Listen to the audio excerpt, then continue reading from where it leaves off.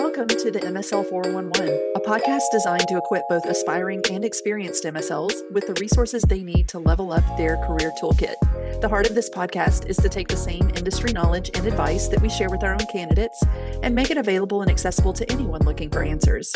So if you have questions, you've come to the right place. We're here to give you the 411. And without further ado, let's dive right in. Hey, welcome back to the MSL 411 podcast.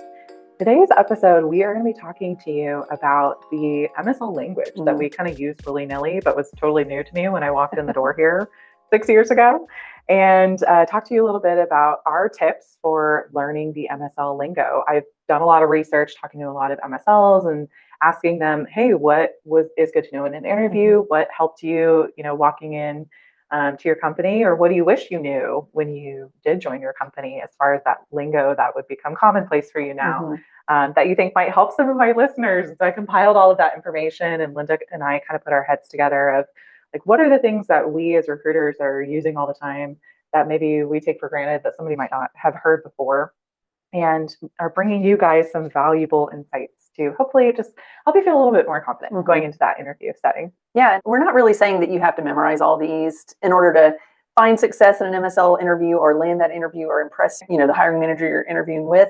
But these are just some key phrases, keywords you're probably going to hear thrown around in conversation that might come up in an interview. And you just want to be more familiar with them so that you feel more, confident in how you answer questions where those come up. So when you're reading these and you see these, instead of Googling or wasting time in the middle of that interview wondering, what's that mean? What are they talking about? I'm not sure. You can just kind of go in with a little bit more confidence of having a grasp on what those things mean. Yeah, and they're so different from company to company. But some of the highlights of what MSL shared with me that I wanted to share with you guys that would be helpful to know.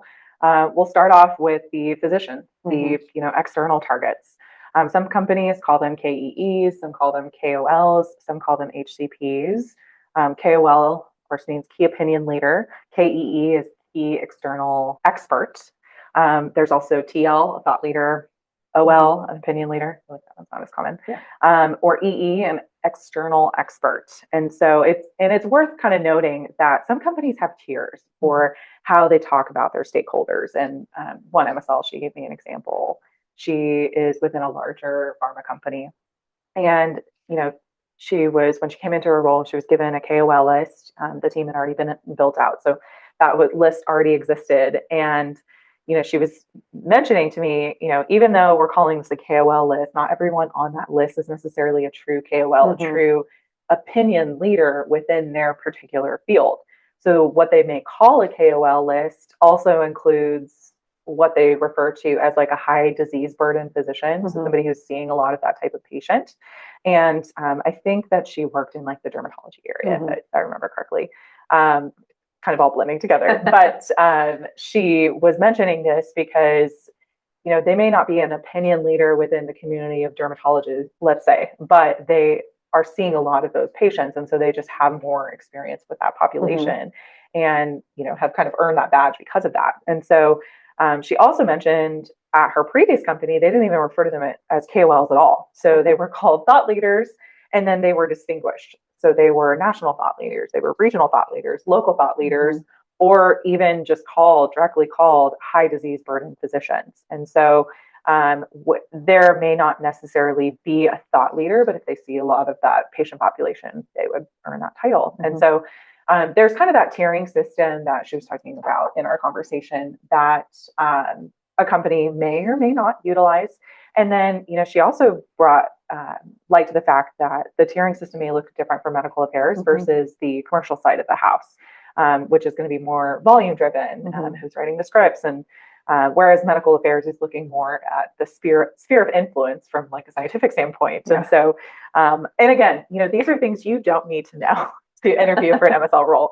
But I think having more background information, you're only going to feel more equipped, and you're only going to have a little bit more of an understanding of what you might be walking into. It's just the more you know. Yes, exactly. Yeah, I mean, when you're having these conversations and these things come up, you may miss a key phrase or you may miss a key piece of information that person is trying to get across to you because your mind is stuck on this abbreviation. What does that mean? What does that mean? Or you're watching something virtually and an abbreviation is used and you don't know what it means and you Google it and you've missed the next point that comes out. I was actually attending a conference recently, and it was a little bit out of my field of knowledge. So it was a little bit of information that was new to me, and they kept using probably 4 or 5 of the same different abbreviations over and over. And I noticed that the Q&A tab on this virtual conference was just filling up with like, does anybody know what this means? Does anybody know what that means?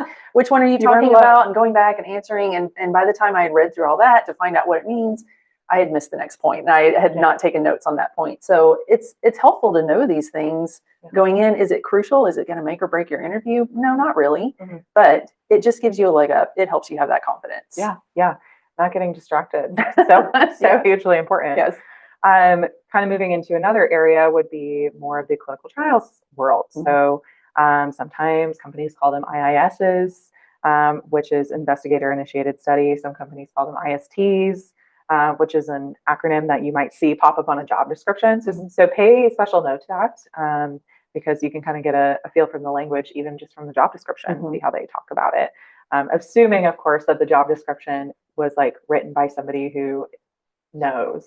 It isn't maybe just pulling something from somewhere else that doesn't reflect what the company's doing currently at that moment. But IITs, so investigator initiated trials, that's one that comes up. ISTs, investigator sponsored trials, investigator sponsored research, ISRs, or even CSS, which would be company sponsored studies. And so all of these, of course, have different meanings, but sometimes they're kind of used interchangeably. So that kind of class of acronyms is meant to give some detail as to that element of their business operation. Another one is PDUFA. Super important. Yes, a PDUFA date is the deadline by which the FDA must review and respond to a new drug application. So if you are listening to an investor call and you hear that word pop up, it stands for Prescription Drug User Fee Act. And it is very important to the company. So you definitely want to know when their PDUFA date is, because that's probably all that they're thinking about. Not all. And maybe the reason they're hiring. Yes. I mean, we've had plenty of clients before where they're like, we need these people on board for this date because we have a PDUFA coming up. Exactly. You know, if a company has filed and has been given a PDUFA date, that's definitely something you want to know about, and you want to know what that date is in your interview process for sure. Very, very important. I want to kind of shift a little bit because in the MSL Reddit, I love checking the MSL Reddit, subreddit, and for the questions that you guys are asking, because it gives us ideas for things that might be helpful for you to hear about. So somebody asked the question, what's the difference between MSL, MA, and TA? Do you want to talk about what the difference is between MSL, obviously, medical science liaison. And MA is medical affairs. That's how we usually abbreviate in our notes, or just to say it quickly, MA. And then TA is therapeutic area. You know, those all mean very different things. Of course, the MSL is the role, medical affairs is the industry, therapeutic area is the division that you fall under in your role, what you support, whether it's neurology, oncology, dermatology. So it's kind of the specialized area that the MSL is working in and supporting, the therapeutic area that they're supporting.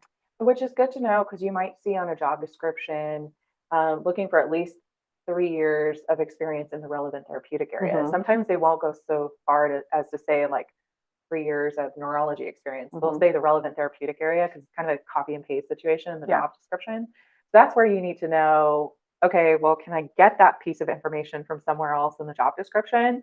Can I reach out to somebody who might know what the therapeutic area is? Because you want to be sure, you know, if they're asking for this particular therapeutic experience, you want to be sure that you're highlighting that in your resume. And if it's something vague, like the relevant therapeutic area, and you don't even know, you can't tailor your resume to meet that. And so it's a good idea to investigate those things if you're seeing that pop up in the job description. And you may have to hunt down information in their pipeline.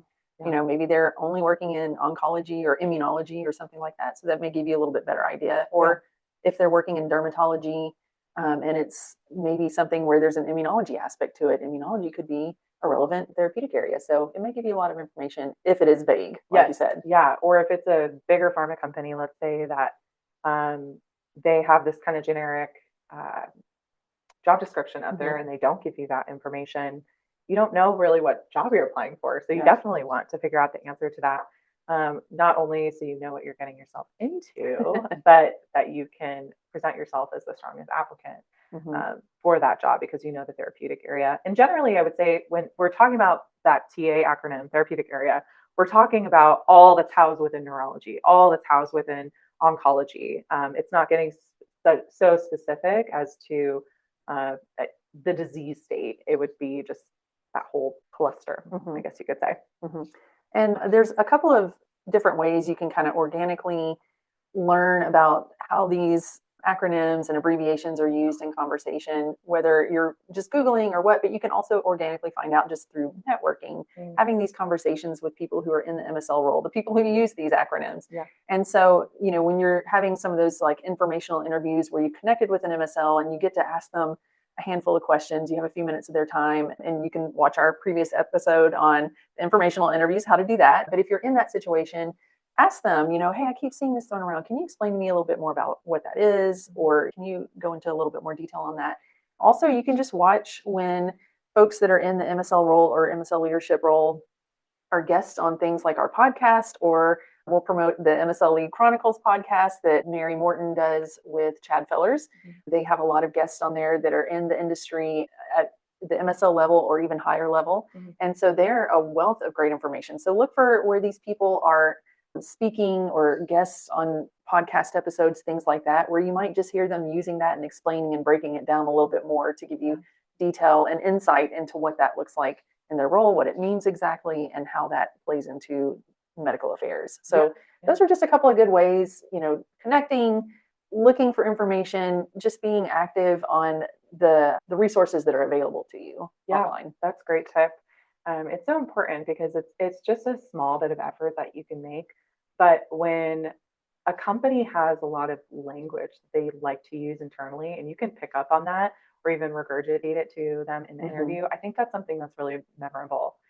We had a company that we worked with that they had like a special name that they called their MSLs, or not their MSLs, to everybody in the company, because they really wanted to promote this kind of like family environment. We're all of the same family, and they had a little name for the people who worked within their organization. It was so cute.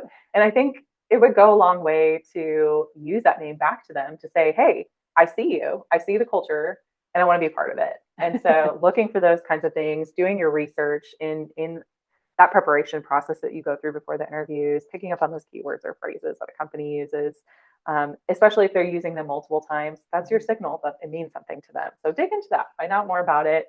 It's important to them. And so make sure that it's important to you to uncover that as much as you can. Yeah, I wholeheartedly agree.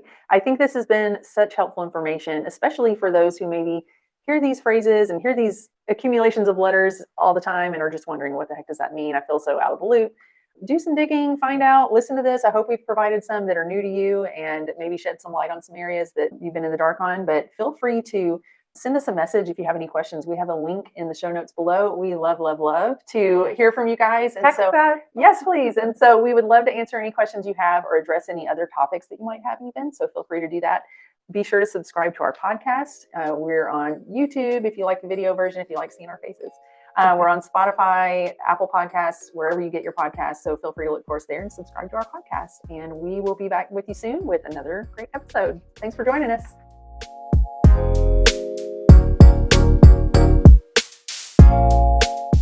Thanks for tuning in. If you enjoyed today's episode, don't forget to share the link, let your friends know, and of course, connect with us on LinkedIn. And if you want more information on today's topic, please feel free to reach out. Be sure to check back soon as we continue to explore the topics that matter most to you in medical affairs.